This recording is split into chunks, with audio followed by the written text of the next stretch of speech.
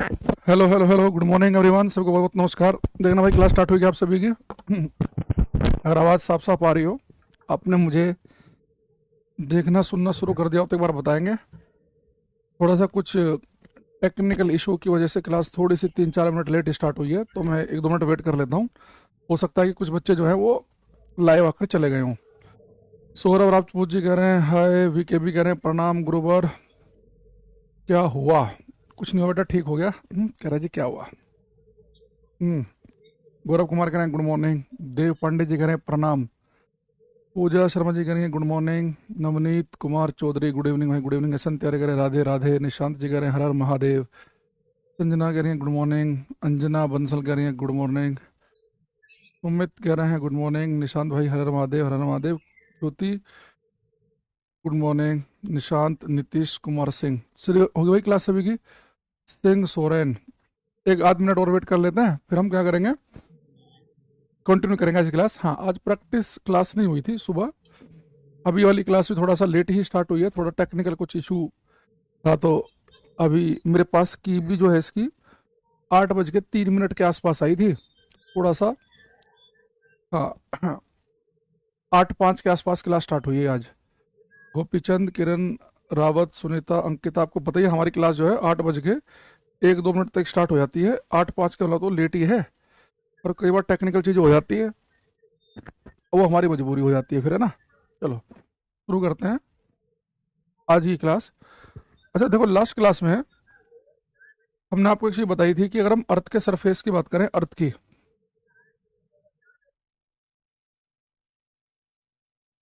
तो बेटा अर्थ के सरफेस पर, अच्छा कितने बच्चे ऐसे हैं इस क्लास में जो कल हमने यूट्यूब पर क्लास पढ़ाई थी तो क्वेश्चन कराए थे उसमें आए थे?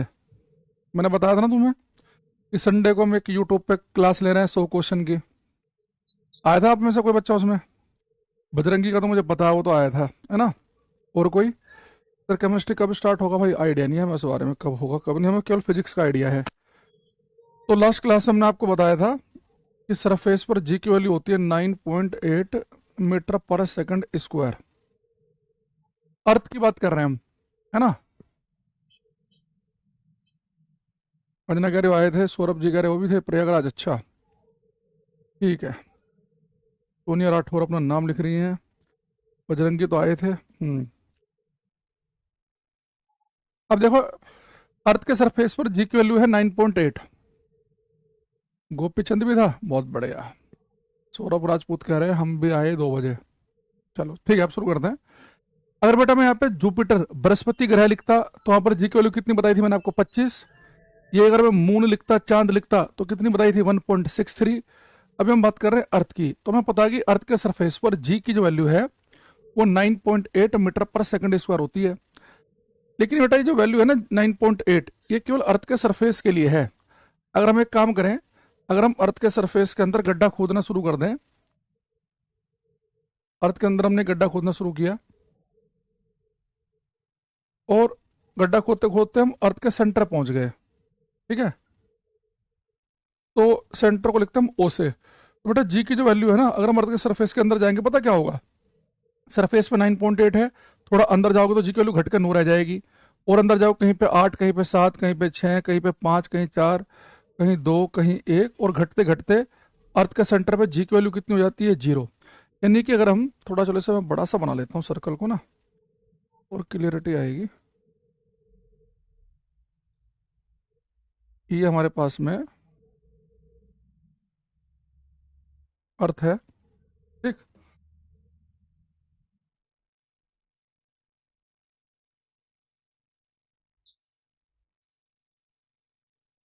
अर्थ के सरफेस पे बेटा जी की जो वैल्यू है वो है 9.8 मीटर पर सेकंड स्क्वायर, ठीक। अगर हम अर्थ के अंदर गड्ढा खोदना शुरू कर दें, अर्थ के सेंटर पे पहुंच जाए हम, या जी की वैल्यू घटते घटते हो जाती है 0। यानी कि यहाँ पे 9.8, थोड़ा अंदर जाएंगे तो 9 बचेगी, कहीं पे 7, कहीं 6, कहीं 4, कहीं 3, कहीं 2, कहीं 1, घटते घटते हो गई 0। यानी अगर पेपर में क्वेश्चन आ जाए कि अर्थ की सतह से केंद्र की तरफ जाने पर जी का मान बढ़ता है, घटता है कि सेम रहता है, हम बोलेंगे अर्थ के सरफेस से अगर हम अंदर की तरफ जाएंगे तो जी की वैल्यू घटेगी, और घटते घटते सेंटर पे कितनी हो जाएगी, 0। तो अंदर जाने पर जी का मान घटता है। इसका मतलब बेटा ये है, अगर आप अर्थ के सरफेस से अंदर जा रहे हैं और अंदर जाते जाते मान लो कि आप यहाँ पहुंच गए, तो यहाँ पे तो जी की वैल्यू कितनी है, 3। तो यहाँ पर जी की वैल्यू 3 है। अगर आप इस गहराई में पहुंच गए तो अगर आपके हाथ से कोई पत्थर छूट गया ना यहाँ पे, तो उसकी स्पीड हर सेकंड 3 बढ़ेगी। जैसे अर्थ के सरफेस पे मैंने बताया था कि अगर आप अर्थ की सतह पे खड़े हैं तो जी की वैल्यू 9.8 है, तो कोई वस्तु हमारे हाथ से छूटती है तो उसकी स्पीड हर सेकंड 9.8 बढ़ती है। लेकिन अगर आप यहाँ पर खड़े हैं तो आपके हाथ से कोई पत्थर छूटेगा तो हर सेकंड स्पीड 6 बढ़ेगी, यहाँ पे 2 बढ़ेगी, यहाँ पे 1 बढ़ेगी और यहाँ पे बढ़ेगी नहीं, यानी कि पत्थर वहीं के वहीं रहेगा, क्योंकि यहाँ जी की वैल्यू कितनी है, 0। तो अर्थ की सतह से अंदर जाने पर जी का मान डिक्रीज होता है और घटते घटते केंद्र पे 0, ये केंद्र वाला बहुत आता है कि अर्थ के केंद्र पर जी का मान कितना होता है, 0। अगर हम अर्थ के सरफेस से ऊपर जाना शुरू कर दें, सरफेस पे जी की वैल्यू 9.8 है, थोड़ा अंदर ऊपर जाएंगे तो यहाँ पे भी घटेगी, 9, 8, 7, 6, 5, 4, 3, 2, 1 और बहुत दूर जाएंगे इन्फिनिटी पर तो जी की वैल्यू घटते घटते यहाँ पर भी क्या हो जाएगी, 0। यानी जी के साथ में क्या है कि अगर अर्थ के सरफेस से ऊपर जाओ या अर्थ के सरफेस से नीचे की तरफ जाओ तो जी की वैल्यू दोनों केस में घटती है। यानी कि जी का मान सबसे ज्यादा कहाँ पे होता है, अर्थ की सरफेस पे। अगर हम अर्थ की सरफेस में हैं तो जी की वैल्यू ज्यादा है। अगर अंदर गहराई में जाएंगे तो भी जी का मान घटते घटते एक पॉइंट पे 0 हो जाएगा। ऊंचाई पर जाएंगे तो भी जी की वैल्यू घटते घटते क्या हो जाएगी, एक पॉइंट पर 0। तो पेपर में क्वेश्चन आता है कि हाइट और डेप्थ के साथ जी का मान कैसे बदलता है। तो ज्यादातर बच्चे टिक लगा देते हैं कि जी का मान हाइट और डेप्थ के साथ नहीं वेरी करता, तो उनका गलत हो जाता है। कुछ क्या करते हैं, एक बोल देंगे अंदर जाने पर बढ़ता है ऊपर जाने पर घटता है, उनका भी गलत हो गया। कुछ कहते हैं कि नीचे घटता है ऊपर बढ़ता है, उनका भी गलत हो गया। एक कहता है कि अंदर जाने पर भी घटेगा ऊपर जाने पर घटेगा, उनका ठीक है। तो यहाँ पर हम एक हेडिंग डालेंगे, लिखेंगे variation variation in the value of G. बेटा जी जो है ना स्मॉल लिखना है, कैपिटल जी तो पूरे यूनिवर्स में सेम रहता है, वो नहीं बदलता कभी। Variation in the value of g with height and depth, Hindi वाले लिखेंगे पृथ्वी तल से ऊपर नीचे जाने पर जी के मान में परिवर्तन। पृथ्वी तल से ऊपर नीचे जाने पर जी के मान में परिवर्तन। मतलब पृथ्वी तल से ऊपर नीचे जाने पर जी के मान में क्या परिवर्तन होता है, ये डायग्राम बना लेंगे। और परिवर्तन ये है कि अंदर जाने पर भी जी की वैल्यू घटती है और ऊपर जाने पर भी जी की वैल्यू घटती है। तो जी का मान जो है अर्थ की सरफेस पे होता है सबसे ज्यादा। तो ये क्वेश्चन के बाद ऐसा आया कि जी की वैल्यू सबसे ज्यादा कहां पर होगी। उसने क्वेश्चन क्या लिखा, पृथ्वी की सतह से 10 किलोमीटर गहराई पर, एक लिखा धरती की सतह से 10 किलोमीटर ऊंचाई पर, एक लिखा धरती की सतह पर, एक लिखा पृथ्वी के केंद्र पर। तो केंद्र पर जी का मान 0 होता ही है, ये तो बिल्कुल गलत हो गया। 10 किलोमीटर अंदर जाओ तो यहाँ भी जी की 9.8 से थोड़ी घट जाएगी, ऊपर जाएंगे तो भी घट जाएगी, तो मैक्सिमम कहां होगी, सरफेस पे, क्योंकि गहराई और ऊंचाई बढ़ने के साथ में जी का मान घटता है। हालांकि ये फर्क जो काफी हाइट पे आता है, ऐसे 2-4-5 किलोमीटर की हाइट पे इतना फर्क नहीं देखने को मिलेगा। जैसे आप काफी हाइट पे चले जी की वैल्यू घटती दिखेगी, काफी गहराई में आगे तो भी घटती हुई दिखेगी। अभी जो बड़ा जी का मान घट रहा है, मैंने कहा कि आपके सरफेस से ऊपर नीचे जाने पर जी की वैल्यू होती है डिक्रीज, है ना। थोड़ा सा मैं साइड में कर देता हूं इसे। अब मान लो कि मुझे तो पता चल गया यहाँ पर जी का मान 9.8 है, ऊपर जाऊंगा तो घटेगा। अब मान लो कि पेपर मेरे से पूछ ले कि अगर हम धरती से h हाइट ऊपर पहुंच गए, है ना, मान लो धरती से मैं h हाइट ऊपर पहुंच गया, मान लो मैं धरती से यहाँ पर हूँ, इस हाइट पर हूँ, तो यहाँ पर जी की वैल्यू क्या होगी। तो मुझे पता है कि सरफेस से ऊपर जाने पर जी का मान घटता है। तो मान लो यहाँ पे जो जी की वैल्यू घट क्या होगी, जी डैश, यानी जी डैश की वैल्यू है वो 9.8 से कम होगी। भाई यहाँ पे 9.8 है, ऊपर जाएंगे जी की वैल्यू घटेगी घटेगी घटेगी, तो यहाँ पे 2, 4, 5 जो भी होगी उसे मैंने कहा जी डैश। तो पेपर में आ जाए कि धरती से 4000 किलोमीटर ऊपर जी का मान बताइए, धरती से 10,000 किलोमीटर ऊपर जी का मान बताइए। तो एक तो आप काम करेंगे, एक दो ऑप्शन तो बाहर कर देंगे। तो जैसे आप देखेंगे धरती से 6000 किलोमीटर ऊपर जी का मान बताना है, तो आप देखो कि धरती पर तो जी की 9.8 है, ऊपर जाने पर घटती है, यानी कि मेरा आंसर 9.8 से कम वाला होना चाहिए। वो एक ऑप्शन तो 9.8 ही रखेगा पेपर में, एक ऑप्शन क्या रखेगा पेपर के अंदर, एक रखेगा 9.8 से ज्यादा, उसे बाहर कर दो। दो ऑप्शन होंगे 9.8 से कम वाले। तो हम देखते हैं कि धरती की सरफेस से अगर मैं h हाइट ऊपर जाऊं तो जी की वैल्यू क्या बचेगी। तो इसका फॉर्मूला हमारे पास में जी डैश इक्वल टू होता है कि जी डैश का h हाइट ऊपर जी का मान है, तो जी डैश होता है जितना जी की वैल्यू सरफेस पे है ना, इसे आप डिवाइड कर देंगे 1 प्लस h अपॉन r के होल स्क्वायर से। यानी यहाँ पे h का हाइट है, कितनी हाइट आप ऊपर गए, और r है अर्थ की रेडियस। ये फॉर्मूला लिख लो। अभी हम क्वेश्चन करेंगे कि अगर पृथ्वी से कोई मेरे से कहे कि h हाइट ऊपर जी का मान कितना बचेगा, तो जो भी हाइट पेपर में देगा वो रख देंगे। अर्थ की रेडियस आपको पता है कि एवरेज रेडियस होते है 6400 किलोमीटर, वो यहाँ पुट कर देंगे, सोल्व करेंगे तो हमारे पास जी डैश की वैल्यू आ जाएगी। जी डैश क्या है, h हाइट ऊपर जी का मान। तो h हाइट ऊपर जी का मान कैसे निकालेंगे, जो वैल्यू जी की सरफेस पर है 9.8, इसे डिवाइड करेंगे 1 प्लस h अपॉन r के होल स्क्वायर से। अभी फॉर्मूला हम कैसे अप्लाई करेंगे देखेंगे, पहले इसको एक बार लिख लो।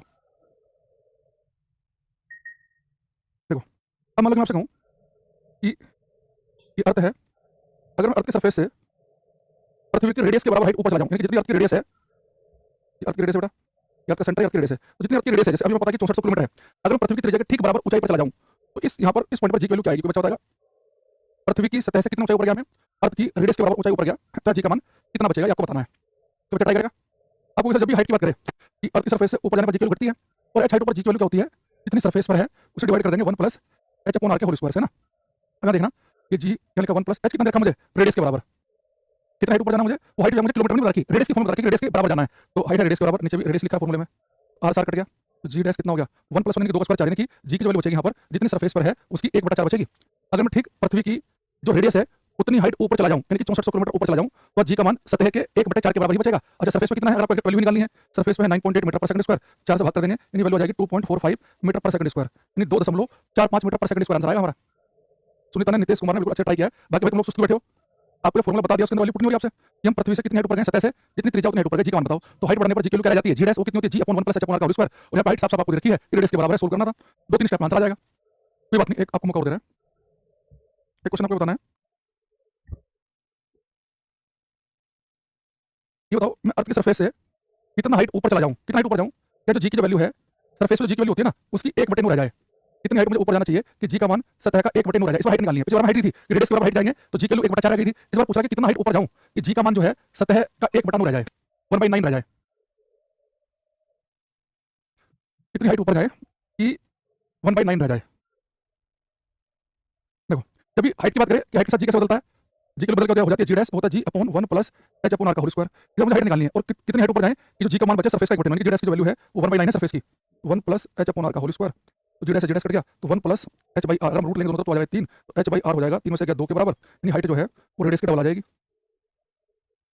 हाइट किसके बराबर आ गई रेडियस के डबल नहीं त्रिज्या के डबल हाइट ऊपर जाएंगे या मैं अद्वितीय त्रिपाठी कभी एकदम ठीक आंसर आया है त्रिपाठी ने वो सही आंसर दिया क्योंकि रेडियस अगर मैं 6400 मान लूं एवरेज रेडियस जो है कितना हाइट ऊपर जाना पड़ेगा 12800 किलोमीटर ऊंचाई पर। तो क्वेश्चन क्या था हमारा कि अर्थ की सतह से कितनी हाइट पर जाएं कि जी की वैल्यू 1/9 रह जाए। देखो दो तरीके से क्वेश्चन आएगा या तो आपको हाइट दे देगा कि आप इतनी हाइट ऊपर चले गए तो जी का मान क्या बचेगा ये बोल देगा कि जी का मान अगर इतना हो जाता है तो हाइट बताओ। तो दोनों मैंने आपको बता दी यहाँ पे इस वाले केस में हमारे से बता रखा था हाइट दे रखी थी कि रेडियस के बराबर हाइट ऊपर जाएंगे तो जी की वैल्यू कितनी रह गई थी सतह की 1/4। अगले में क्या पूछ लिया कि कितनी हाइट ऊपर चला जाऊं कि सतह पर जो जी की वैल्यू होती है उसकी 1/9 रह जाए 1/9 रह जाए।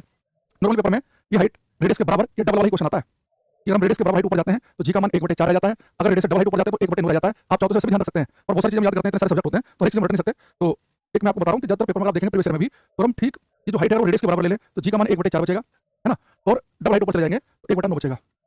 ये बच्चा कह रहा है किसी दर्पण में बने सीधे प्रतिबिंब की ऊंचाई वस्तु की ऊंचाई की 3 गुना हो फोकस दूरी 12 सेंटीमीटर हो प्रतिबिंब की दूरी कितनी है बेटा देखो सीधे प्रतिबिंब की ऊंचाई वस्तु की ऊंचाई की 3 गुना है तो इसका मतलब है कि अगर ऊंचाई 3 गुना तो यानी कि आपको मैग्नीफिकेशन दे दी आवर्धन क्षमता दे दी तो मैग्नीफिकेशन तो 3 हो गई ठीक है मैग्नीफिकेशन आ गई 3 और इमेज सीधी है तो मैग्नीफिकेशन यानी कि m की जो वैल्यू है वो आ गई आपकी +3। अब इमेज सीधी बन रही है 3 गुना बड़ी तो सीधी बड़ी इमेज केवल कण के मिरर अवतल दर्पण ही बना सकता है। ये जो फोकल लेंथ 12 सेंटीमीटर वो माइनस की आएगी तो f की वैल्यू कितनी हो गई -12 सेंटीमीटर। तो आपके पास मैग्नीफिकेशन भी है f भी है m भी है f भी है तो आप क्या निकाल लो कि आप यहाँ से u निकाल लो m इज इक्वल टू होता है फोकल लेंथ की फॉर्म में फॉर्मूला बताया मैंने m is equal to f upon f minus u तो m is equal to f upon f minus u से m f है u निकाल लिया आपने जब u निकल जाएगा तो आपको प्रतिबिंब की दूरी भी निकालनी है तो मैग्नीफिकेशन का फॉर्मूला होता है m is equal to -v/u तो वहां से v की वैल्यू निकल जाएगी ठीक है।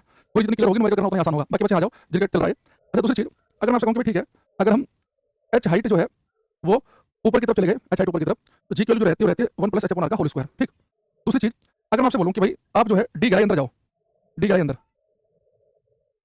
आप सरफेस जी की 9.8 होती है आप d गहराई अंदर चले गए अगर आप डी गहराई अंदर जाओगे तो जी की वैल्यू कितनी रह जाएगी तो गहराई के साथ बेटा जी की वैल्यू बदलती है ना मतलब डी गहराई अंदर गए तो जी का मान बदल गया होगा जी डैश तो जी डैश की वैल्यू होती है जितनी सरफेस वैल्यू है उसे मल्टीप्लाई कर देंगे 1 - d/r की। ये गहराई के साथ में फॉर्मूला पूछ देता है कि गहराई के साथ जी कैसे बदलता है जितनी वैल्यू सरफेस होती है उसे मल्टीप्लाई करेंगे 1 - d/r। अगर मैं आपके सेंटर की बात करूं ठीक सेंटर की एट सेंटर तो खुद देखना भाई सेंटर का मतलब क्या है मुझे सेंटर जाने के लिए कितनी गहराई जानी पड़ेगी मुझे गहराई जानी पड़ेगी रेडियस के बराबर भाई अगर मैं रेडियस के बराबर त्रिज्या के बराबर गहराई जाऊंगा तो सेंटर पहुंचूंगा तो गहराई होती है रेडियस के बराबर सेंटर के लिए तो बेटा डी की वैल्यू कितनी r से r कट के 1 - सेकंड कितना 0 यानी कि जी की वैल्यू 0 बचेगी तो अर्थ के सेंटर पर जी का मान 0 होता है ये मैंने आपको बताया हम गहराई कितनी रेडियस के बराबर लेके चले गए ठीक है। तो नहीं सब कुछ था नहीं हमने केवल क्या देखा हमने केवल ये समझा कि अगर हम अर्थ के सरफेस से अगर इसे बहुत ही कम समझना हो है ना जीवन में पहले अगर मेहनत नहीं करी है और दिमाग ना खुल पा रहा हो तो इतना रखना कि अर्थ के सरफेस पर जी का मान 9.8 होता है ऊपर जाने पर जी की वैल्यू घटती है अंदर जाने पर भी जी की वैल्यू घटती है ऊपर भी जी का मान घटेगा नीचे भी जी का मान घटेगा। अगर कोई आपसे कह दे कि ऊपर जाने पर जी का मान घटता है ठीक है लेकिन हम ऊपर मान लो कि 10,000 किलोमीटर पर चले गए 20,000 किलोमीटर पर चले गए रेडियस के बराबर चले गए रेडियस से डबल हाइट पर चले गए तो जी की वैल्यू क्या बचेगी तो हाइट के साथ जी की वैल्यू क्या बचती है उसका फॉर्मूला मैंने आपको बताया कि जी डैश क्या होता है जितनी वैल्यू सरफेस पर है जी की 9.8 उसे किससे डिवाइड करेंगे 1 + h अपॉन r के होल स्क्वायर से तो जो भी आपको हाइट दी होगी उसका पूरा आंसर आ जाएगा। जैसे हमने क्वेश्चन भी किया जब कितनी हाइट ऊपर गए रेडियस के बराबर तो हाइट रेडियस के बराबर r कट गया तो 1 + 1 2 का स्क्वायर यानी कि जी की वैल्यू 1/4 रह जाएगी यानी कि 9.8 को 4 से भाग करेंगे 2.45। एक मैंने कहा कि कितनी हाइट ऊपर चले जाएगी 1/9 रह जाए तो हमने इस बार हाइट निकालनी थी जी की वैल्यू कितनी रह जाए 1/9 सोल्व कराने की हाइट डबल हाइट पे जाएंगे तो 1/9 रह जाएगी अंदर जाने पर जी की वैल्यू घटती है और घटते घटते सेंटर पर कितनी होती है 0 ये बात हमने इस फॉर्मूले से भी प्रूफ कर लिया है ठीक। अच्छा अब दूसरी चीज अब हम एक बात समझेंगे हमने क्लास में एक बात समझनी है कि किसी वस्तु के मास और वेट में क्या फर्क होता है द्रव्यमान और भार में ठीक है। किसी वस्तु के मास केतन कह रही है कि नहीं करा बेटा इस वीडियो की क्लास खत्म हो जाएगी ना जो मैंने स्टेप बोले उन्हें सुन के लिखना हाथ पैर चलाओगे तो होगा मुझे तो क्वेश्चन आता ही है तो तुम ट्राई नहीं करोगे मेरे से नहीं हो रहा तुमने करा ट्राई जो मैंने बताया अभी मैंने जो बोला पूरी पूरी लाइन कि क्या वैल्यू दे रखी है क्या नहीं दे रखी करा तुमने ट्राई मैंने इतनी जल्दी बोला है तुमने तो पता नहीं चला तुम्हें तो क्लास खत्म हो जाएगी वीडियो को करके स्टेप लिखना आंसर आएगा 100% करने से होगा है ना हाथ पैर चलाने पड़ेंगे। अब इसमें दूसरी चीज एक और बात देखना है कि हम क्लास में देखेंगे इस वस्तु के द्रव्यमान में और भार में क्या फर्क है। बहुत सारे बच्चों को मास और वेट द्रव्यमान और भार बिल्कुल एक जैसी बात लगता है वो ऐसा नहीं है। जैसे किसी ने आपसे कहा कि भैया आपका वेट कितना है और आपने कह दिया मेरा वेट 80 किलोग्राम है 80 किलो पाऊं में तो गलत स्टेटमेंट है। जो किलोग्राम होता है ना ये मास द्रव्यमान के लिए यूज किया जाता है। तो मास क्या होता है कि ये मेरे पास में एक मार्कर है ना अब मास द्रव्यमान होता है पदार्थ की मात्रा कि अगर इस मार्कर को बनाने में ज्यादा पदार्थ यूज किया गया मैं यहाँ पे प्लास्टिक की एक लेयर और चढ़ा दूं, फिर एक और चढ़ा दूं, तो नहीं इसका मास लगातार बढ़ रहा है। मास होता है पदार्थ की मात्रा। अगर किसी वस्तु को बनाने में ज्यादा पार्टिकल का यूज किया गया तो उसका मास ज्यादा है, कम पार्टिकल लगे, कम कण लगे तो मास कम है। वेट पता क्या होता है? जितनी भी वस्तुएं हैं, हर एक वस्तु को धरती अपनी तरफ को खींचती है, हर एक वस्तु को धरती फोर्स लगाती है। धरती जो फोर्स लगाती है उसे कहते हैं ग्रेविटी। तो धरती एक वस्तु की तरफ खींचती है, तो धरती किसी वस्तु पर जो फोर्स लगाती है, जितना फोर्स किसी वस्तु के ऊपर धरती लगाएगी वो उसका वेट होता है।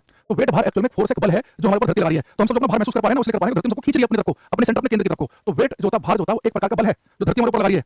और मास का होता है पदार्थ की मात्रा, इसे हम किलोग्राम में नापते हैं, और वेट एक प्रकार का फोर्स है, बल धरती लगा रही है, तो फोर्स को नापते हैं न्यूटन में, तो वेट को न्यूटन में नापा जाता है। तो किसी वस्तु का जो वेट होता है, किसी वस्तु का जो भार है उसे लिखते हैं डब्ल्यू से, और वेट होता है mg। तो वेट m नहीं है, होता है mg। आपको सर ये आपने कहा कि वेट तो प्रकार का फोर्स है, तो फोर्स का फॉर्मूला होता है F = ma। ये mg कैसे आया? वही मैंने कहा कि वेट वो फोर्स धरती लगाए, और धरती जो एक्सीलरेशन पैदा करती है उसे हम क्या लिखते हैं, g तो लिखते हैं, इसलिए यहाँ पे mg बन गया है। तो वेट नथिंग बट क्या है, ए टाइप ऑफ फोर्स। तो वेट कुछ और नहीं है, वेट भार एक प्रकार का बल है जो हमारे ऊपर धरती के ऊपर लगाया जा रहा है। तो अगर आज के बाद आपसे पूछे कि आपका वेट कितना है, बेटा वेट अगर आपका मास 80 किलो का है तो जी की वैल्यू कितनी लेते हैं हम? 10 ले लेते हैं न्यूमेरिकल में, यानी कि आपका वेट एक्चुअली में 800 न्यूटन है। यानी आपका वेट 800 न्यूटन का मतलब है कि धरती आपको 800 न्यूटन के बल से अपनी तरफ को खींच रही है। तो बच्चा कह रहा है 60 किलो का होने को 600 न्यूटन का है, जो 50 किलो का 500 न्यूटन का है, जो 70 किलो का 700 न्यूटन का है। तो वेट जो है वो है एक प्रकार का फोर्स जो धरती हमारे ऊपर लगा रही है। इसका उल्टा भी कह सकते हो, अगर धरती अगर आपके ऊपर 800 न्यूटन का बल लगा रही है, धरती आपको 800 न्यूटन का बल से खींच रही है, तो आप भी धरती पर 800 न्यूटन का बल लगा रहे होंगे। यानी आप ये भी कह सकते हैं कि अगर आप 800 न्यूटन के हैं, यानी आप धरती माता पे 800 न्यूटन का बल लगा रहे हैं। इससे जो व्यक्ति बहुत ज्यादा मोटा होता है, मतलब कोई व्यक्ति है 120 किलो का, तो वेट कितना हो गया उसका? 1200 न्यूटन। कहते हैं धरती पे बोझ है, धरती पे कितना फोर्स डाल रहा है? 1200 न्यूटन का फोर्स डाल रहा है वो। तो वेट क्या होता है? mg। तो जो मास है इसकी जो SI यूनिट होती है, इसका जो SI मात्रक होता है वो होता है kg, और वेट जो है इसकी जो SI यूनिट होती है वो होता है न्यूटन, होता है न्यूटन, एकदम कैपिटल N से। तो अगर कोई वस्तु जो है, किसी वस्तु का जो मास है बेटा वो क्या होता है? पदार्थ की मात्रा, जिसे हम किलोग्राम में नापते हैं। कभी आपको क्वेश्चन में केजी लिखा मिले तो समझ जाना कि वो केवल m की वैल्यू है, और न्यूटन जो है वो अगर लिखा कि वस्तु का भार 1200 न्यूटन है, यानी कि w की वैल्यू है, तो वेट होता है mg, और मास क्या होता है m। तो अगर किसी वस्तु का मास 12 किलोग्राम है तो m की वैल्यू 12 किलोग्राम रखिए वो, ठीक है। तो किसी वस्तु का जो मास है उसे हम किलोग्राम में नापते हैं, किसी वस्तु को वेट को हम न्यूटन में नापते हैं, ठीक है। तो अगर एक चीज देखना कि किसी वस्तु का जो मास होता है पदार्थ की मात्रा है, पदार्थ की मात्रा। अगर चौथा मेरे हाथ में मार्कर है, इसे बनाने में कुछ पार्टिकल यूज हुए हैं, कुछ पदार्थ लगा। अगर मैं इस मार्कर को जुगाड़ चांद पे लेकर चला जाऊं तो क्या इसके अंदर के पार्टिकल कम ज्यादा हो जाएंगे कि नहीं? जुपिटर पे लेकर जाऊं नहीं। जब भी किसी वस्तु को एक से दूसरी जगह लेकर जाते हैं, अगर हम किसी वस्तु को एक से दूसरी जगह लेकर जाते हैं तो उसका मास, उसका द्रव्यमान नहीं बदलता। लेकिन जब हम किसी वस्तु को एक से दूसरी जगह लेकर जाएंगे तो वस्तु का वेट बदल जाएगा, वेट होता है mg। और आपको पता है कि अलग-अलग ग्रह पर, हमने पिछली क्लास में बताया था कि अलग-अलग ग्रह पर जी की वैल्यू तो अलग होती है। चांद पर जी की वैल्यू अलग है, वो जुपिटर पे अलग है, मंगल ग्रह पे अलग है, बुध पे अलग है। तो अगर आप किसी वस्तु को एक से दूसरी जगह लेकर जाते हो, लोकेशन बदलते हो, तो वस्तु का वेट भार परिवर्तित होता है जी की वैल्यू चेंज होने की वजह से। मान लो कि आप ऐसे ग्रह पे गए जहां पर जी की वैल्यू 25 है, तो आप 10 किलो के हैं तो जी की वैल्यू 25, तो आपका वेट 250 न्यूटन हो जाएगा। लेकिन धरती पे 10 किलो की वस्तु है, जी की वैल्यू 10 होती है, तो 100 न्यूटन ही होगा। जब किसी वस्तु को आप एक से दूसरी जगह लेकर जाते हैं तो उसका वेट बदलता रहता है, क्योंकि जी की वैल्यू बदलती है, लेकिन मास नहीं बदलता। मास क्या होता है? लोकेशन बदलने से नहीं बदलेगा। तो किसी वस्तु का वेट परिवर्तित होता है एक से दूसरी जगह आप जाते हैं। ये बहुत इंपॉर्टेंट लाइन है, लिखेंगे। Mass of an object does not change with location only weight varies. Hindi लिखेंगे, स्थान बदलने के साथ किसी वस्तु का द्रव्यमान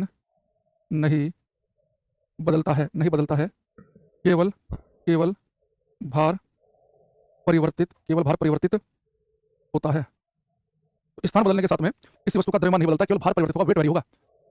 तो अगर मैं आपसे कहूं कि एक वस्तु जो है, इसका मास, धरती के एग्जांपल्स, 2-3 एग्जांपल देखते हैं, आपको क्लैरिटी आएगी, थोड़ा टाइम लगेगा समझने में। अगर आपसे कहूं कि एक वस्तु का मास धरती पर 60 किलोग्राम है, आपको बताना कि इसका वेट मून पर कितना होगा, मून पर इसका वेट क्या होगा। तो बचा रहेगा, अगर धरती पर मास, द्रव्यमान जो है वो अगर 60 किलोग्राम का है तो मून पर इसका वेट, इसका भार कितना आएगा। अगर आपने क्वेश्चन कर दिया यानी कि खिलाफ समझ गए हो, नहीं तो आपको 2-3 एग्जांपल और देकर बताना पड़ेगा। सुनीता कुमारी कुछ आंसर हमारे पास में आया, गलत है। अनुज का भी, सुनीता का भी, द्वारिका का और महागलत है, सूरज का गलत, एसएन तिवारी महागलत, देव पांडे सफल। देखो मैंने आपसे क्या कहा, अगर आप स्थान बदलेंगे, जैसे आप कहां चले गए, धरती से चले गए चांद पे, तो स्थान बदलने से मैंने कहा कि द्रव्यमान नहीं बदलता, वेट बदलता है। अब देखो वेट होता है mg, आपको पता है कि जी की जो वैल्यू है मून पर कितनी होती है, धरती पर जी की वैल्यू 16 है, तो मून पर जो जी की वैल्यू है वो धरती पर जी की वैल्यू 16, तो जी की वैल्यू 16 है तो वेट भी 16 हो जाएगा। कि मून पर किसी वस्तु का जो वेट आएगा, धरती पर वेट का 1/6 आएगा, जितना वेट धरती पर है उसका 1/6 आएगा। तो पहले आप क्या करो, धरती पर वेट निकालो, फिर मून पर 1/6 कर देना। फिर मैं आपसे कहता कि धरती पर मास 60 किलो, मून पर द्रव्यमान कितना होता है, 60 kg, तो कोई दिक्कत नहीं थी। लेकिन मैंने धरती पर मास देके मून पर वेट पूछ लिया, तो पहले आप धरती पर वेट निकाल लो, तो वेट क्या होता है mg, तो मास कितना है 60, धरती पर जी की वैल्यू 10, यानी धरती पर वेट हो जाएगा 600 न्यूटन। अब मैंने पूछा मून पर होता है इसका 1/6, तो 600 न्यूटन का 1/6 करेंगे तो 100 न्यूटन टिक लगाना था, जो मेरे बताने से पहले एक भी बच्चे ने नहीं बताया, ठीक है। तो अगर आपसे मैंने कहा कि धरती पर मास इतना, तो 2 स्टेप है इसमें, धरती पर मास दिया, मून पे ही मास पूछता तो 60 आपका आंसर तुरंत ठीक आ जाता। लेकिन धरती मास दिया, मून पर वेट पूछा, तो आपको बस ये पता होना चाहिए कि मून पर जो वेट होता है, मून पर जो वेट है, थोड़ा सा और लिख लेते हैं, मून पर जो वेट है वो धरती के वेट का 1/6 आएगा। तो पहले धरती वेट निकाल लो, मून पर जो वेट है वो धरती के जो वेट है उसका आएगा 1/6, तो पहले धरती वेट निकालना पड़ेगा ना, उसको निकाले बिना कैसे काम चलेगा।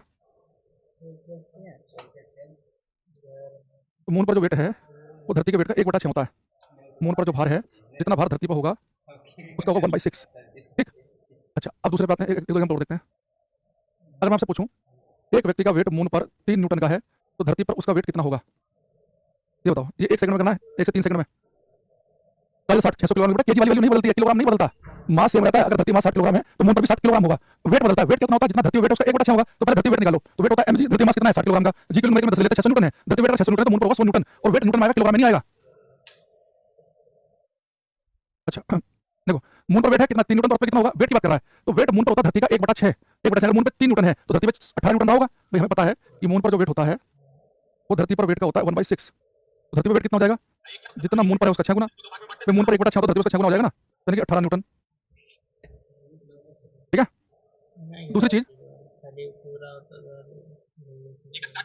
एक क्वेश्चन हमारा ये है, अगर आपसे कहूं एक वस्तु का वेट जो है मून पर 100 न्यूटन का है तो अर्थ पर इसका मास कितना होगा, धरती पर इसका द्रव्यमान कितना होगा, तो बचा बताएगा। अगर मून पर इसका वेट 100 न्यूटन का है तो अर्थ पर इसका मास कितना होगा,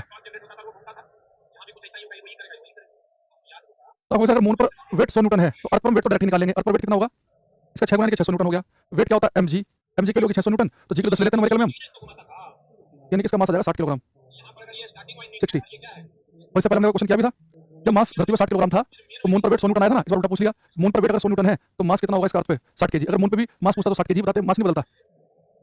ठीक है, तो यानी सारा खेला ये है कि मास द्रव्यमान जो है किलोग्राम वाला वो वेरी नहीं होगा, धरती पर जो मास है वही मून पर भी है, लेकिन वेट जो है मून पर 1/6 होता है धरती का। तो जैसे सब शुरुआत करते हैं फिर से पहले क्वेश्चन से, पहले क्वेश्चन लिखा उसने कि धरती पर मास 60 किलोग्राम है तो मून पर वेट बताओ, तो मून पर वेट इसलिए मून पर भी वेट पूछेगा तो धरती के वेट का 1/6 करना है, लेकिन धरती पर वेट निकाल लो तो उसका 1/6 करेंगे, तो मून धरती पर मास 60 किलोग्राम है, धरती पर वेट कितना होगा 600 न्यूटन, उसका 1/6 निकाला कितना, यानी 100 आ गया। इस वाले में तो सीधा इसमें जब वेट देकर वेट ही पूछ ले फिर कोई समस्या नहीं है, वेट मून पर 3 तो धरती पर कितना 18 है, धरती पर 18 तो मून पर कितना 3, तो वेट देकर वेट पूछेगा तो कोई समस्या नहीं है, लेकिन मास देकर वेट पूछे या वेट देकर मास पूछे तो थोड़ा सा 1 सेकंड के लिए रुकना है कि मास दिया है धरती पर इतना, वेट का पूछा मून पर, तो मून पर वेट के लिए पहले धरती का वेट निकालो, उसका 1/6 कर दो। अब इस चीज को यहाँ पे आ जाओ, अब हम सबको पता चल गया कि जो वेट होता है ये होता है mg, यानी वेट जो है सब कुछ डिपेंड करता है जी की वैल्यू के ऊपर। अगर हम अर्थ के सरफेस से अंदर की तरफ आ रहे हैं तो जी की वैल्यू घट रही है यानी कि वेट भी घटेगा, और जी की वैल्यू अगर सेंटर पे 0 तो वेट भी कितना हो जाएगा 0, यानी कि अगर कोई व्यक्ति अर्थ के सेंटर पे हो तो उसे वेटलेसनेस महसूस होगी, भारहीनता, वेटलेसनेस भारहीनता, वेटलेसनेस भारहीनता। अर्थ के सरफेस से ऊपर जा रहे हैं जी की वैल्यू घट रही है तो वेट भी घटेगा, जहां पर जी 0 होगा वेट भी कितना होगा 0, यानी कुल मिलाकर कहने का मतलब ये है कि जैसी शक्ल जी की वैसी ही वेट की, जी कम तो वेट कम, जी ज्यादा तो वेट ज्यादा, जी 0 तो वेट भी 0। ठीक, एक दो क्वेश्चन जो मैं आपसे पूछ लेता हूँ, थोड़ा सा ना पीडीएफ से आपको क्वेश्चन की लैंग्वेज का भी आइडिया होगा।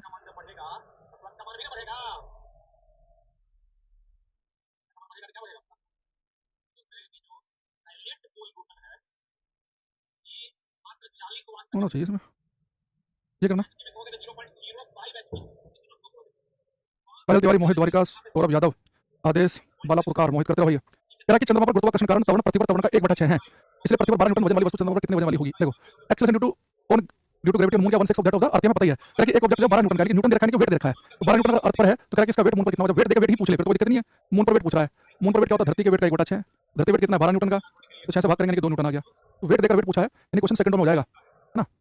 ये सबको ठीक है, ये क्वेश्चन अच्छा है, ये करो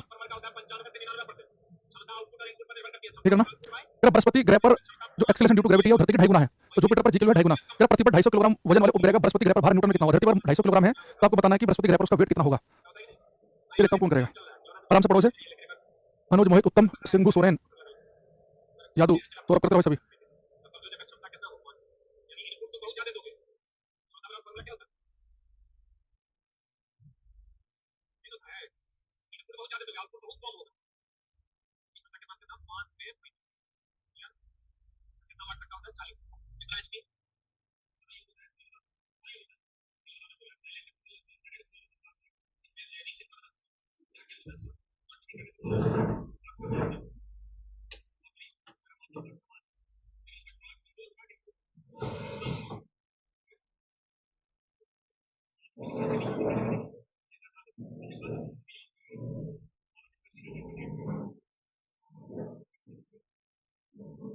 जैसे लिखा है कि देखो बृहस्पति ग्रह पर बेटा कह रहा है कि जो जी की वैल्यू है धरती पर जी की वैल्यू 2.5 गुना है, तो जुपिटर पर वो हमें वैसे ही पता है कि जुपिटर पर जी की जो वैल्यू है धरती पर जी की वैल्यू की है 2.5 गुना। कह रहा है कि पृथ्वी पर 250 किलोग्राम, देखो ये 250 किलोग्राम केजी, तो हिंदी में बदतमीजी करता है 250 किलोग्राम वजन, तो 250 केजी, तो केजी यानी कि मास देखा वो एम की वैल्यू देखिए 250 किलोग्राम है। अगर पृथ्वी पर इसका मास वाले उपग्रह का बृहस्पति ग्रह पर भार बताइए, तो बेटा इसका वेट पूछा है जुपिटर पर।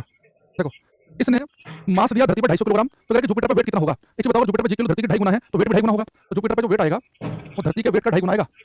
तो पहले धरती पे वेट निकालो, धरती पे मास दे रखा है ना, आपको क्या करना है कि जी किलो जुपिटर पर 2.5 गुना है तो वेट भी यहाँ पर 2.5 गुना होगा। तो आप एक काम करेंगे, 2.5 गुना करने के लिए आपको करना क्या है कि मास अगर यहाँ पर 250 किलोग्राम है धरती पर, तो जुपिटर पे आपको वेट निकालना है, तो धरती के वेट 2.5 गुना होगा। तो पहले धरती मास निकाल लो, धरती वेट निकालो, सॉरी मास कितना देगा 250 किलोग्राम, धरती वेट निकालेंगे 250, जी किलो 10 यानी कि हो गया कितना 2500, धरती पे 2500 न्यूटन। अब जुपिटर वेट निकाल लो, कितना धरती पे उसका 2.5 गुना करना है, 2500 न्यूटन था ये। तो पॉइंट से एक जीरो गई, 25 25 मल्टीप्लाई करेंगे 625, जीरो की 6250 न्यूटन का वेट आ जाएगा। इसका सी आंसर है उसका, ठीक है। देखो गलती बच्चा क्या करता है ना, वो देखता है कि जुपिटर पे जी की वैल्यू 2.5 गुना है, तो क्या करता है धरती में मास 250, तो 250 में 2.5 की मल्टीप्लाई कर देगा, तो उसका आंसर 625 गलत हो गया। बेटा धरती पे मास दिया है, देखो आप ये देखो, आपसे उसने पूछा कि जुपिटर पे वेट कितना होगा, तो जुपिटर पे वेट होगा ना, अगर जी की वैल्यू 2.5 गुना है तो जुपिटर वेट धरती के वेट का 2.5 गुना होगा, वेट का 2.5 गुना, मास का 2.5 गुना नहीं। तो पहले आपको धरती पे वेट निकालना पड़ेगा, फिर उसका 2.5 गुना करो। बच्चा गलती क्या करता है, उसने देखा कि मास 250 किलोग्राम है, जी की वैल्यू 2.5 गुना, तो मास में 2.5 की मल्टीप्लाई कर देगा। ये मास में मल्टीप्लाई करने 2.5 की आप दोबारा समझेंगे कि जैसे हमने चांद का किया था, चांद में क्या करते थे, पहले धरती पे वेट निकालते थे, फिर उसको 1/6 करते थे। जुपिटर पे भी करेंगे, पहले धरती पे वेट निकालेंगे, फिर उसका 2.5 गुना करेंगे। धरती पे वेट कैसे आएगा, धरती पे मास को देखा है, तो मास देखा तो जी की मल्टीप्लाई करेंगे, धरती पे वेट आ गया, फिर उसका 2.5 गुना करो। आई होप कि आपको क्लियर हो गया होगा, उसका कंफ्यूजन दोबारा समझना। मैंने कहा कि धरती पे मास दिया और कहीं और पूछा वेट, तो पहले आप धरती पे वेट निकालो, पहले धरती पे वेट निकाल लिया, मूल का करेगा तो उसका 1/6 कर देंगे, जुपिटर 2.5 गुना कर देंगे। तो वेट का 1/6 है, वेट का 2.5 गुना करना है, मास के साथ नहीं करना, मास तो हर जगह सेम रहता है। तो धरती पर अगर मास 250 किलोग्राम का है तो धरती पे वेट आएगा 2500 न्यूटन, ठीक है।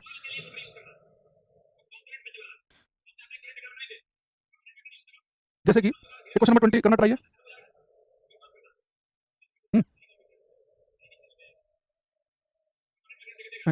देखो उसमें कह रहा है कि consider the given statement to be true and decide which of the conclusion logically follows from the statement. वाक्य को सही मानते हुए आपको बताना कि कौन सा जो है सही। आपको जो स्टेटमेंट दी उसको ठीक मानना ही है। ये कह रहा है कि वेट इज आल्सो फोर्स, भार भी एक प्रकार का बल है। अगर मैं मान लूं कि सही है कि भार एक प्रकार का बल है, हालांकि बात तो वैसे भी ठीक ही है कि फोर्स जो एक प्रकार का बल तो बताया मैंने, तो न्यूटन बनाते हैं। अगर भार एक प्रकार का बल है तो कह रहा है कि इसकी यूनिट है वेट की न्यूटन होगी। अगर भार को वेट को फोर्स मान रहे हैं तो फोर्स के लिए न्यूटन यूज करते हैं, तो वेट की यूनिट किलोग्राम नहीं हो सकती। यानी कौन सा कंक्लूजन सही है, ओनली वन। तो ओनली कंक्लूजन वन फॉलोज, यानी कि डी आंसर आ जाएगा इस क्वेश्चन का, डी। अगर मैं वेट को फोर्स मान रहा हूं तो फोर्स तो न्यूटन में नापा जाता है, हालांकि तो वैसे भी स्टेटमेंट ठीक ही है, गलत नहीं है। अच्छा ये बात हम पिछली क्लास में कर चुके हैं। ये करना कि चंद्रमा की सतह पर एक लड़के का भार 300 न्यूटन है, पृथ्वी सतह पर उस लड़के का भार देखो, वेट देके वेट पूछ रहा है, नहीं फिर तो टेंशन लेने की जरूरत नहीं है। मून पर वेट कितना है 300 न्यूटन, तो अर्थ पर वेट पूछ रहा है, तो वेट देके वेट पूछेगा, यानी कि एक लाइन में क्वेश्चन हो जाएगा। तो अर्थ पर वेट होता है मून का 6 गुना, तो 1800 न्यूटन हो जाएगा। मून पर वेट 1/6 होता है, धरती पर 6 गुना बनेगा ना, तो कितना हो गया 1800 न्यूटन। अगले में कह रहा है कि पृथ्वी पर एक पिंड का द्रव्यमान 100 किलोग्राम है, यदि चंद्रमा पर गुरुत्वाकर्षण G/6 हो तो चंद्रमा पर पिंड का द्रव्यमान देखो, मास देके मास पूछ रहा है, द्रव्यमान देखा धरती पर 100 किलोग्राम, तो मास देके पूछा मास द्रव्यमान, तो मास तो सेम रहता है। अगर धरती पर 100 किलोग्राम का है तो चांद पर भी 100 किलोग्राम का ही होगा। मास देके मास पूछे तो भी कोई टेंशन नहीं, वेट देके वेट पूछे तो भी हम निकाल लेंगे, है ना। मास देके मास पूछे आसान तो कोई नहीं सकता, मास हर जगह सेम रहता है, 100 किलोग्राम तो यहाँ पर भी 100 किलोग्राम।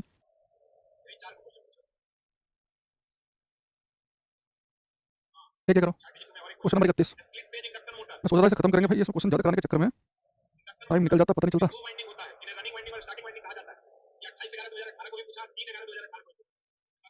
कह रहा है कि which of the following statements is false, निम्नलिखित में से कौन सा कथन गलत है। एक लिखा है कि the value of g changes with height, तो कह रहा है कि जी का मान ऊंचाई के साथ बदलता है। मैंने आज बताया कि ऊपर जाने पर जी की वैल्यू घटती है, सही है। जी का मान गिरने वाली वस्तु के द्रव्यमान पर निर्भर करता है, बेटा बिल्कुल गलत है। जी की जो वैल्यू है वो गिरने वाली वस्तु के द्रव्यमान पर डिपेंड नहीं करती, चाहे वस्तु हल्की हो चाहे भारी हो। पिछली क्लास में आपको बताया था वस्तु हल्की चाहे भारी है, सबके लिए जी की वैल्यू 9.8 होती है। वस्तु हल्की हो उसकी स्पीड भी हर सेकंड 9.8 बढ़ेगी, भारी हो उसकी वैल्यू भी नीचे आते समय हर सेकंड 9.8 बढ़ेगी, ये गलत है। जी का मान ग्रह के द्रव्यमान पर डिपेंड करता है। जी का फॉर्मूला क्या लिखा है, capital G m upon r square. G की वैल्यू ग्रह के द्रव्यमान पर डिपेंड करती है, धरती पे है कि जुपिटर पे है, और ग्रह की त्रिज्या पे। तो जी की वैल्यू ग्रह के मास और रेडियस पर डिपेंड करती है, गिरने वाली वस्तु के मास पर डिपेंड नहीं करती, वो हल्की हो चाहे भारी हो सबके लिए 9.8 ही है। तो जी की वैल्यू अंदर जाने पर भी घटती है, ये भी ठीक है। तो यानी कि केवल हमारा स्टेटमेंट कौन सा गलत है, बी वाला। ये पिछली क्लास में आपने ढंग से किया तभी कनेक्ट कर पाओगे। देखो जी का जो मान है वो ग्रह प्लैनेट के द्रव्यमान पर ग्रह की त्रिज्या पर डिपेंड करता है। जी का मान इस बात पर डिपेंड करता है कि धरती पे है कि चांद पे है कि मंगल पे है कि बुध पे है कि बृहस्पति पे है। तो जी का मान ग्रह के मास और रेडियस पर डिपेंड करता है। जी के लिए इस बात पर डिपेंड नहीं करती कि गिरने वाली वस्तु का मास कितना है, गिरने वाली वस्तु 1 किलो की हो चाहे 100 किलो की हो, सबके लिए जी का मान 9.8 होता है।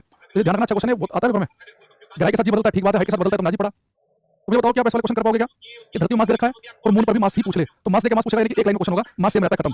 धरती पर वेट देकर चांद पर वेट पूछ ले, वो भी एक लाइन में खत्म होगा, क्योंकि वेट देकर वेट पूछेगा, यानी कि तब भी आसान है। वेट देकर वेट पूछेगा, चांद पर 1/6 कर देंगे। लेकिन मास देकर जब वेट पूछेगा तो जहां पर मास दिया हुआ है पहले वहीं पर वेट निकाल लो। मान लो किसी वस्तु का मास धरती पर रखा है तो धरती पर वेट निकाल लो पहले, यानी कि दो स्टेप में होगा। मास देकर वेट पूछेगा तो जहां पर मास दिया पहले वहां पर वेट निकाल लो, फिर धरती वेट आ गया चांद पर 1/6 कर देना। बृहस्पति पूछेगा तो धरती पर मास दिया पहले धरती पर वेट निकाल लो, बृहस्पति के लिए 2.5 गुना कर देना। वेट देकर वेट पूछना आसान, मास देकर मास पूछेगा तो आसान। मास देकर वेट पूछेगा तो जहां पर मास दिया पहले वहीं पर वेट निकाल लो, फिर उसका 1/6 कर देना। मून के लिए जुपिटर के लिए 2.5 गुना कर देना। तो आज का तो ऐसे ही चला गया, हमारा टाइम कुछ ज्यादा लग रहा है मुझे, हो नहीं है ना। कल देखते हैं फिर, आज की क्लास में इतना रखते हैं। एक बच्चा जो है इस वजह से डाउट पूछा था, उसका मैं क्वेश्चन करा देता हूँ। एक बच्चे का मिरर करा, बीच में चलती क्लास में बीच में तो नहीं करा पाएंगे ना, बाकी बच्चों को इंटरेस्ट नहीं है, बाकी बच्चे ग्रेविटी पढ़ने आए हैं। ये होम ट्यूशन तो है नहीं कि उस बच्चे ने बीच में पूछा तो उसे एकदम एंटरटेन किया जाए। तो उसका हम अब क्लास के एंड में ले लेते हैं। एक बच्चे का डाउट था, ठीक है। तो एक बच्चा क्वेश्चन पूछ रहा था कि कोई एक मिरर है जो कि 3 गुना बड़ी इमेज बना रहा है सीधी, है ना। अगर इमेज 3 गुना बड़ी बन रही है तो इसका मतलब है कि जितनी गुना बड़ी इमेज बने, यानी कि मैग्नीफिकेशन आवर्धन क्षमता दे रखी है 3, और कहता है कि इमेज सीधी बन रही है कि मैग्नीफिकेशन हो गई +3। ये मैंने बच्चों को बोला था, पर दिक्कत क्या बच्चों को मेहनत करने का मन नहीं करता। समस्या ये लगता है कि टीचर क्वेश्चन करते नौकरी हमारी लग जाए, तो मैग्नीफिकेशन आ गई +3। अब उसने कहा कि जो मिरर है इसकी फोकल लेंथ 12 सेंटीमीटर। अब मिरर ने बता कि अवतल है कि उपल है, कनकेव है कि कॉन्वेक्स है, तो कॉन्वेक्स मिरर की फोकल लेंथ पॉजिटिव होती है, कनकेव की होती है नेगेटिव। मिरर ने देखा, फिर आपको खुद लगाना है। आपको क्या समझना है कि भाई जो मिरर है अगर वो इमेज 3 गुना बड़ी बना रहा है तो सीधी और बड़ी इमेज ये उत्तल दर्पण नहीं बना सकता, कॉन्वेक्स हमेशा सीधी और छोटी इमेज बनाते हैं, कनकेव होगा तो फोकल लेंथ क्या होगी इसकी -12 सेंटीमीटर, कनकेव की माइनस होती है। तो कह रहा है कि ये बताओ कि ये इमेज कितना दूर बनाएगा, प्रतिबिंब की दूरी पूछ रहा है। तो बेटा मैग्नीफिकेशन का फॉर्मूला फोकल लेंथ की फॉर्म में बच्चों क्लास में पढ़ाते हैं, f/f - u, ठीक है। पहले हम u निकाल लेते हैं। तो m की वैल्यू कितनी है 3, ये -12, ये -12, u हमें निकालना है, जो चीज निकालनी है उसको तो छोड़ दो, जो निकालना है, ठीक है। तो 3 चौक 12, यहाँ पे कितना हो गया -12 - u = -4। तो u इधर -12, ये u है बेटा, ये वाला है u, ये 4 को ऐसे लिख दो ना, तो इधर जाके प्लस का हो जाएगा, ये हो गया u, तो कितना u की वैल्यू होगी -8। अच्छा, और हम सभी को पता है कि u की वैल्यू माइनस में आती है हमेशा, तो यानी कि ठीक है। अब आपको v निकालना है, तो मैग्नीफिकेशन का एक फॉर्मूला और है -v/u। m की वैल्यू कितनी है 3, v हमें निकालना है, तो छोड़ देंगे। u की वैल्यू कितनी है -8, ठीक है। तो 8 से माइनस करेगा तो v की वैल्यू होगी 8 16 8 24 सेंटीमीटर की। और आपको पता है कि मिरर वाले केस में क्या होता है, अगर वीक वाली पॉजिटिव आयन की इमेज बनेगी सीधी, उसने सीधी इमेज का है, यानी कि 24 सेंटीमीटर आ गया इसका आंसर। ठीक है, तो जो बच्चा पूछ रहा था ये, उसका डाउट था ये। ठीक है मोहम्मद शोएब भाई, ऑल द वेरी बेस्ट। तो ये जो बच्चा पूछ रहा था भाई, अब हो गया उसका। और हमने बिल्कुल एग्जैक्ट यही बात बताई थी उस बच्चे को कि इमेज 3 गुना बड़ी बनी है तो मैग्नीफिकेशन 3 है, इमेज सीधी है तो मैग्नीफिकेशन आ गई प्लस की। ये इमेज सीधी और बड़ी है यानी कि करके मेरा होगा तो फोकल लेंथ आ गई नेगेटिव। फिर मैंने कहा कि मैग्नीफिकेशन का फॉर्मूला f अपॉन -u, यहां से आप अगर u की वैल्यू निकाल लो, है ना। अब u की वैल्यू निकाल के तो मैग्नीफिकेशन का फॉर्मूला हमारे पास -v/u, तो u भी है, m भी है, तो v निकाल लोगे। लेकिन करने से होगा, बिना करे नहीं होगा। और बाकी बड़ा क्वेश्चन कर भी लेगा तो उससे कोई ऐसा तो हो नहीं जाएगा, कॉन्सेप्ट क्लियर हो गया। अगर आपको कॉन्सेप्ट क्लियर था तो मेरे बोलने से एक हिंट देना था। बच्चा से कंफ्यूज हो जाता है कि मिरर नहीं देखा तो फोकल लेंथ प्लस होगी माइनस की लूं, उसका मैं आइडिया बता दिया था कि मैं सीधी बड़ी बड़ी तो करके मिरर है। और मेरे बोलने से अगर आप क्वेश्चन कर लेते हैं कि आपको कॉन्सेप्ट क्लियर था, एक छोटी मोटी चीज रह गई थी वो आपको करनी थी। ठीक है, चलो आगे देखते हैं, चलो मिलते हैं।